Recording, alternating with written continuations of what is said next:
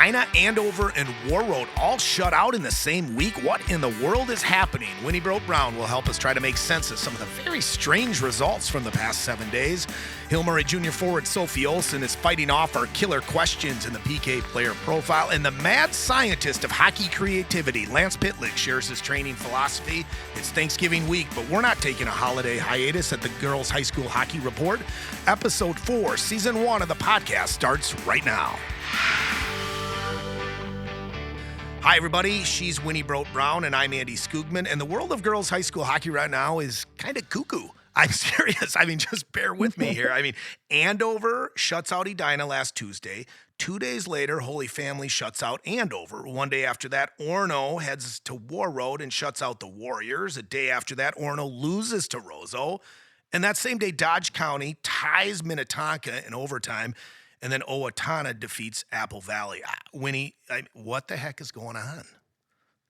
Yeah, I think I'm good for girls high school hockey because it keeps it exciting and unknown when the games are coming up. But I think there's a lot of parity. I think there's a lot of good goaltending. And I think where the girls' game has grown the most is probably defensively because you're not seeing a lot of goal scoring from any of these top powerhouse teams right now. Well, let's talk about a few of the games that happened this past week, starting with Centennial Spring Lake Park defeating Champlain Park Coon Rapids 7-2 on Saturday night. We watched it together. We were both there. You were there dropping the ceremonial puck, which was awesome. But I'm telling you, the Cougars, they're deep, they're fast, they transition well. They've got good D, they've got a good goalie. I'm really impressed with Centennial Spring Lake Park. Absolutely. And I know we've been talking about them the last few weeks, and it was fun and great. I was honored to be there to drop the puck and have Tegan Kuhlenkamp and I think Lily McKenzie taking the drop. It was pretty cool. But it's fun to see them in action. And I think after we've been talking about Centennial, they do really have a lot of depth on that line because every line keeps coming at you. They're solid defense and goaltending. So I think they're going to be a tough team to beat because I think not only are they skilled, but they're strong. They play pretty physical. So I think they have all aspects of the game going on for them right now. Yep. Another game I was at, Andover hosting Edina. Edina, I'm just going to say this, and I don't want to be overcritical, but they didn't look like their usual Hornets that they always are. They seemed a little disorganized offensively, overall a little bit sloppy. They probably only had, I thought, a couple of really good scoring chances all game, and Andover was more physical, seemed to have a little more structure to their play, and Andover took care of business, winning 3-0. So I don't know what your thoughts are. It's early in the season, but I thought Andover was the better team that night. Yep, and Andover got some scoring, from the players that they need to get scoring from with Hannah Christensen and senior Hannah Olson putting some points on the board because they're going to need that from their team to win these games because everyone knows that their defense is pretty solid. And, with Edina, they kind of had a slow start last year as well, if I remember. And I think there's they just have so much solid talent and eventually with their, goaltending, they could put either, Hannon or McConnell in. So they just have so much flexibility. And I think they're still going to be, one of the top teams in the end, but they're going to have to find a way to get scoring also out of their team. And that's the biggest thing, I think, right now with these teams like Minnetonka, Andover, and Edina. It's just we got to see these upperclassmen start putting some points up on the board for their team. So Andover defeats Edina last Tuesday. They then play Holy Family on Thursday. They don't put up any points. Kayla Swartout, the Holy Family goalie, headed to Wisconsin, plays outstanding per usual. But it leaves me like Andover's a bit of a question mark, right? Like you said, they've got to get scoring from that top line if they're going to have success. Absolutely. And I think overall, just consistency and just coming out and making a statement. I think they have the talent definitely to do so. But big credit to Holy Family and Swartout and their team putting the points up with, you also got to see that Katya Sander, puts 2 points up for her team to lead and with Nonweiler and Defa also. So they see a lot of people from Holy Family stepping up. So let's talk Class A, Orono and Warroad, which is a fantastic matchup, early season matchup with two of the very top teams in Class A. The Spartans go up to Warroad. They win 3-0. They then turn around Saturday, lose to Roseau. But what was interesting for me was 9 penalties in that game Orono committed. That's on top of they had 11 penalties the previous week against Benilde St. Margaret's. I mean, I don't know what's going on there, but they've got to figure it out and stay out of the penalty box. Right. Yeah, and that's very odd for that team with so much speed and talent. You think it would be the opposite. A lot of teams taking a lot of penalties against, Kimbrell and Rasmussen and Lopez's. So yeah, that's intriguing. I haven't seen them play, but especially to get more penalties than their opponents consistently is very odd to see. Here was a But bit, I agree, they're gonna have to stay out of the box to yeah, get yeah, some scoring. yeah, But and the other thing I noticed is that it's tough to shut out Warroad too. So for sure. that's Definitely at that's home, a home too as yep well. at home. Yep. Yep. So one other pretty surprising, I got a text Saturday afternoon from a friend of mine who said Mhm. Dodge County is taking Minnetonka into overtime. And they ended up Dodge County ties Minnetonka 2-2 in OT. I know Dodge County is a very, very good team, but and Yeah. my friend's like they're legit, and I guess they proved it over the weekend. What are your thoughts on a 2-2 tie, Dodge County Oh and yeah, Minnetonka? Dodge. Yeah, that's I'm sure in the hockey world everyone was a little bit shocked, but I think with how Coach Gunderson coaches and um, he's got his players dialed in and they're pretty disciplined group of kids. And I'm guessing they kept them to the outside and just kind of they played pretty physical and structured. And so for Minnetonka, which is a team that probably likes time and space with all the skill they have, I'm sure Dodge County did a good job of not giving them that throughout the game. Last game I want to recap quickly. Cretin Durham Hall has given Woodbury, they tied Woodbury in their season opener. They've played some really good games. They lose to Roseville Montemita 1-0 over the weekend. A good win for the Marauders. Yeah, and that's it looked like it came down to a lot of goaltending with a 1-0 Charlie Irvine with the game-winning goal, and it looked like Roseville slightly outshot Cretin, but all in all, it looked like a back and forth battle between the goaltending, between Peter Fesso for the Marauders and Grace Kemp of Cretin. So both goalies have been doing a good job for their teams this season so far. Thanksgiving week, I'm thankful for several great matchups. The schedule's a little lighter this week because of the holiday, but here are some of the key ones. I think the best one is Edina at Hill Murray. The Pioneers, I think this is the first real big test. We'll see if their firepower can continue. They've outscored their opponents 34-7 so far this season. So I think that's a matchup that I'm really looking forward to. Yeah, I think that's going to be a great matchup with the offensive power that's been, put on by Hill Murray this year. And then Edina is a very defensive, team. So it'll be interesting to see the matchup there. And I think a lot of it will become down to goaltending. So as in most girls hockey games, it does. Yep. Speaking of goalies, Layla Hemp, Ashlyn Hazlitt. I don't know who will play against Minnetonka, but they're hosting Maple Grove this week, and I'm still waiting to kind of get a better understanding of what the Crimson will be this season. What are your thoughts on the Maple Grove Minnetonka matchup? Yeah, I mean, it's neither team has had a breakout beginning of the season yet. And I think that Maple Grove team has a lot of talent, but they're pretty young still. So I think we're going to see that team have the most improvement from now until the end. And we know what Tonka has. I think they just got to get more scoring from a couple of their top lines because it looks like their young line with Delaney Miller, Claire Sommerfeld, and Lainey Lindsay have been putting a lot of points up for that team in big games so far. Last one, Benilde St. Margaret's, Champlain Park, Coon Rapids. Benilde, I've said this the last few episodes. They did beat Moorhead over the weekend. That's a nice win. Moorhead is a very strong, solid, disciplined team.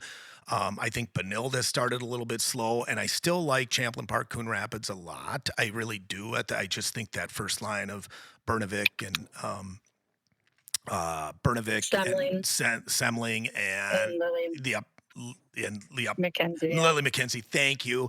Yeah. But I still think they're good. They're a very good team. So I think that's a good matchup as well. Oh, absolutely. And I look at the season or the schedule that Champlain Park Coon Rapids has already had this year. So they've had some true testing games. So I think this will be a very interesting game for them. And I think it'll be a really good matchup between these two squads. Winnie, I'm always grateful for your time. I've had people text me the last couple of weeks, and they're like, "We're so glad that Winnie is on and does all this with you." So I'm very grateful this holiday. Well, I hope. Thank you. Yeah. Well, thanks for having me. Yeah. So. Yeah. Have a good holiday, and we will talk next week. All right. Take care. Happy Bye. Thanksgiving, everyone. Sophie Olson, Hill Murray Jr. forward, the subject of our PK player profile this week. Soph, thanks for coming on. How are you? Of course. I'm good. How are you? I'm doing great. Thanks. Before we talk about what's coming up this week, let's savor the moment from this past weekend when your Hill Murray Pioneers defeated Bemidji 8-1, and you had your first hat trick of your high school career. Congratulations on that. That had to feel good. Thank you. It did feel good. I mean, Bemidji was a good team to play against. They were fun, and I just think I got a couple chances in front of the net where I was able to bury, and I think that was like the situation for a lot of our team. So it was a good game overall. It was fun. You and the Pioneers have outscored your first 5 opponents 34-7. How much firepower do you think this team has? And is it better than last year's team? Why or why not? Why or why not? Yeah, I mean, I think we did lose a couple big players last year, but I think we kind of stepped it up this year. I think last year it helped going to the state tournament and the X, and this year it's kind of, I would say there's more work ethic on the ice almost. I mean, everyone kind of knows what the end goal is. We're all like determined to reach that end goal, but we all really support each other. So I would say it's almost like similar to our team last year, but it's definitely like a fun team culture so far. First big test for the Pioneers, I would say, this season, playing host to Edina in a rematch, as you mentioned, of last season's state title game at the X. You guys did lose 2-0 to the Hornets. What's the mindset of the team this week? Are you all talking about a little revenge? How are you approaching this game? Yeah, I mean, today at practice, we kind of just talked about how they're scared to play us and we're not scared to play them. I mean, we all just want to go out and have fun. I mean, we're playing at Polar. It's going to be a great game, hopefully a great atmosphere. I think the band is going to be there too. So, I mean, it's going to be a great game. I mean, some of the top 2 teams in the state. So it's going to be a great game. I think we just want to go have fun. I mean, there definitely is a little revenge in this game, but I'm excited. Good. 3 sets of sisters on the Pioneers this year. Last week, though, you actually played against your sister. She's a freshman D on the Champlain Park Coon Rapids team.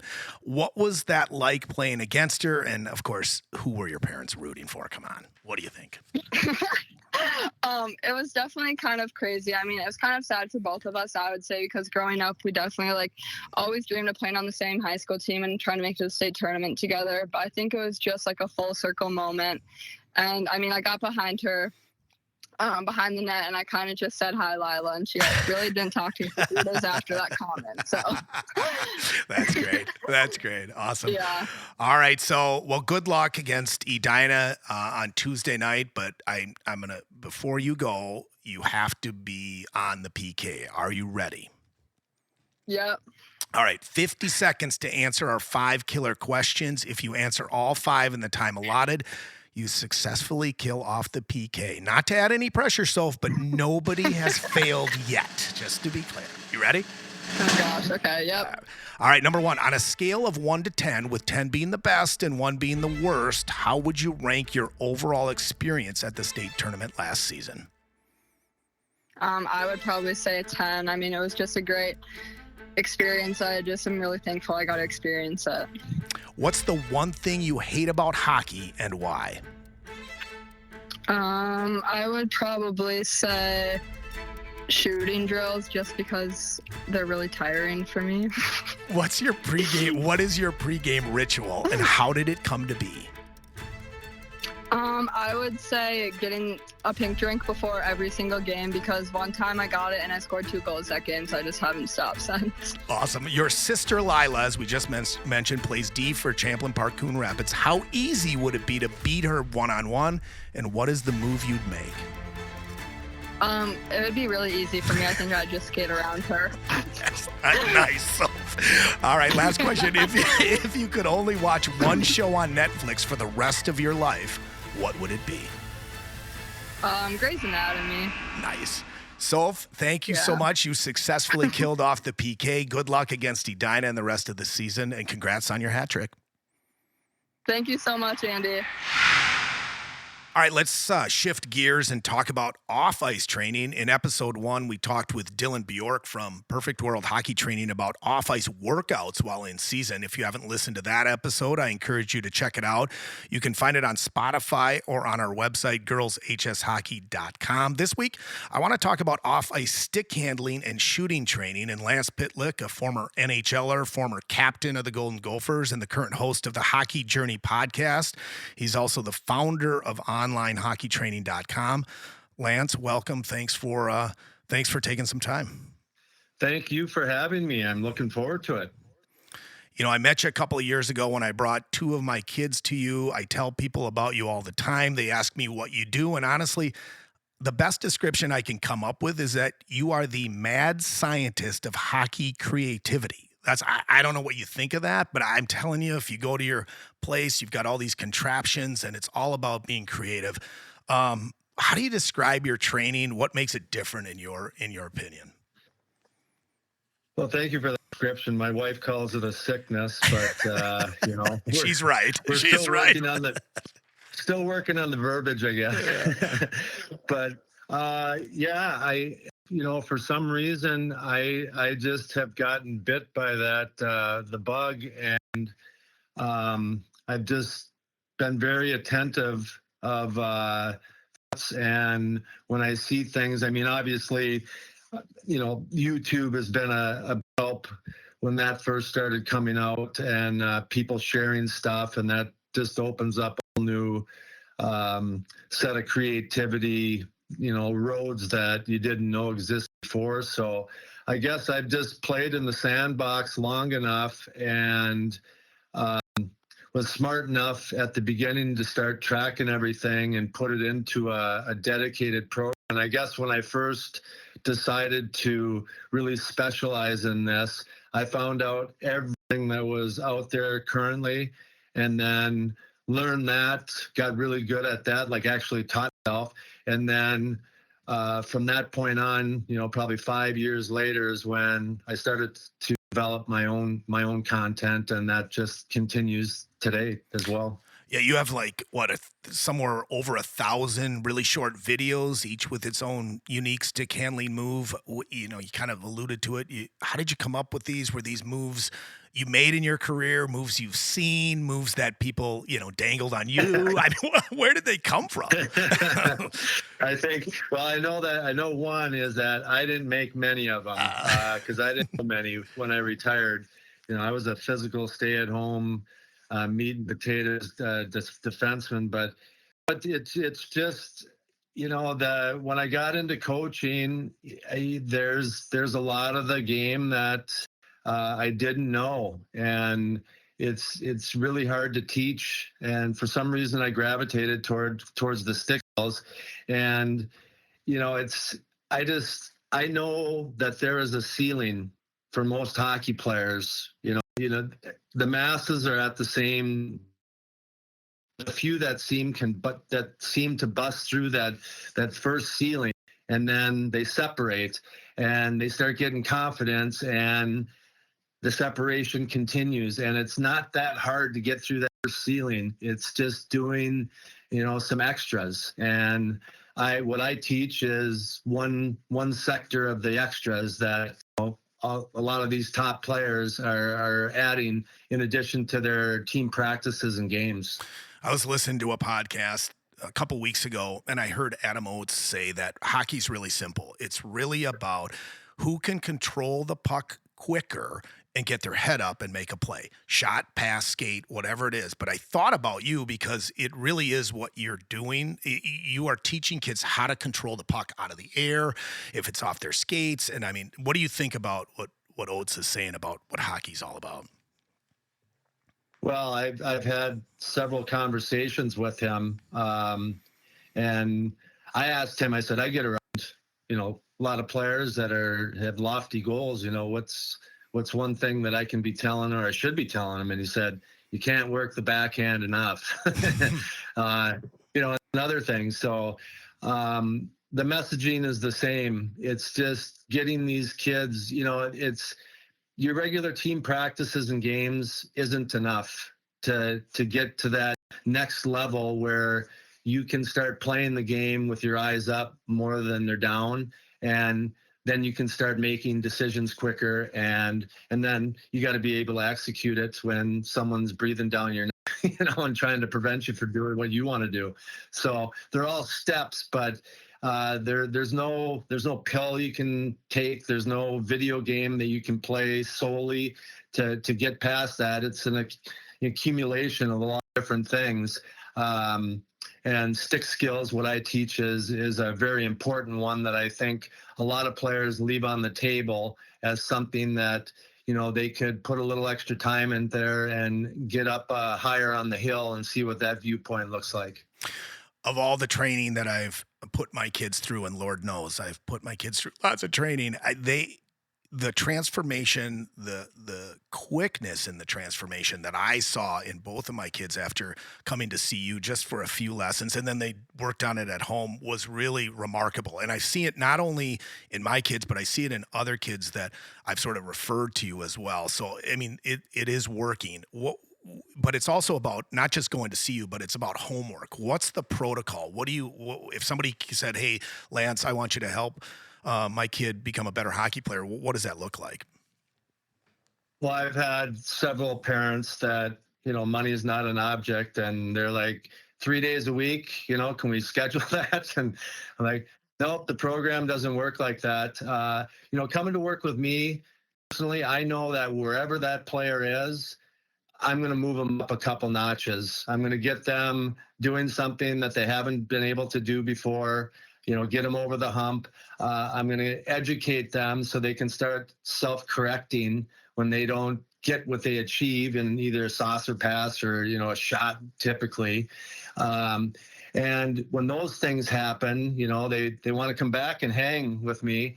But then that's when I tell them, you got to have a conversation with mom and dad and see how much time you got to spend at home working my online program to earn another lesson to come over, because if they don't do the homework at home, I can't do that anymore, because I have too many players that are doing the homework at home that want to get back in for a lesson.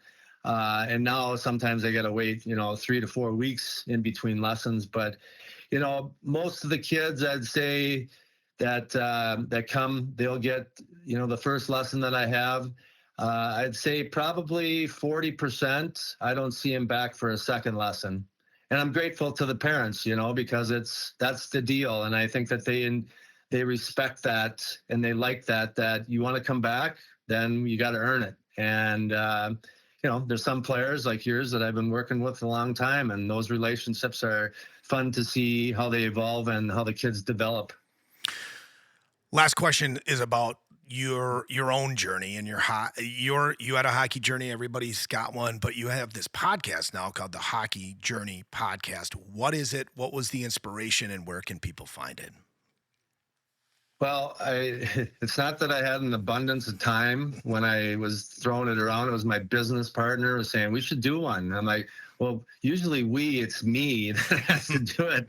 But I've been doing it for 3 years. And what it really was, as I learned about what the potential was, and it's about the journey, and everyone has a story, and I don't know if there's anyone out there that's had a straight shot to the top and didn't have any adversity, or some hills to get over, some mountains to climb, to walls to get through.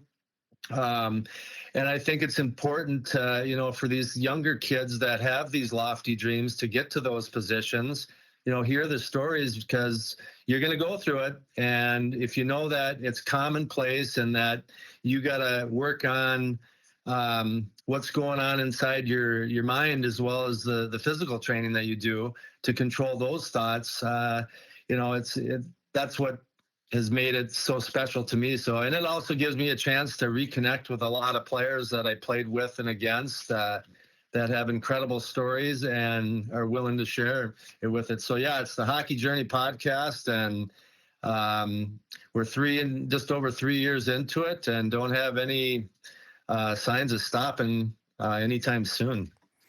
Lance Pitlick, thanks for your time. Thanks for all you're doing to help kids reach their greatest potential and, like you said, fulfill their lofty dreams of playing at the next level. I appreciate all the work that you do, and thanks for coming on this week. Well, thank you, and hats off to you, what you guys are doing as well. The podcasting, I love listening to great content, and I've listened to some of your stuff already, and it's fantastic. So continue on. Thanks, Lance. The Girls High School Hockey Report podcast is written by me and produced and edited by Cy Dotson of Triumph Pictures. Cy is incredibly talented. His amazing work can be found at triumphpictures.com. Find this podcast on Spotify, our website, girlshshockey.com, and our Instagram page, Girls HS Hockey. Hope you have a wonderful Thanksgiving holiday, and maybe I'll see you around a rink real soon.